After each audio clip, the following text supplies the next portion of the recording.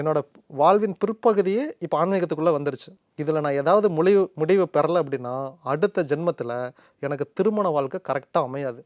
நான் என் மனைவியை பிரிஞ்சு இப்போ ஆன்மீகத்துக்குள்ளே போகணும். போய் அந்த முழு வாழ்க்கையும், ஏன்னா இப்போ நான் குடும்ப வாழ்க்கையை வாழ்ந்துட்டேன், ஆன்மீக வாழ்க்கையில் தான் பெண்டிங் வச்சேன். இந்த என்ன பெண்டிங் வச்சேன்னா இந்த பெண்டிங் வச்சது அடுத்த கர்மாவில் கண்டினியூ ஆகும். இப்போ அடுத்த ஜென்மத்தில் என் மனைவி பிரிஞ்சு நான் ஆன்மீகத்துக்குள்ளே போய் சாமியாராக அப்படி வாழ்ந்து அந்த வாழ்க்கையை முடிச்சிட்டேன்னா இப்போ டோட்டலாக கிளியர் ஆயிடுச்சு. இப்போ எனக்கு மோட்சம் கிடைக்கும்.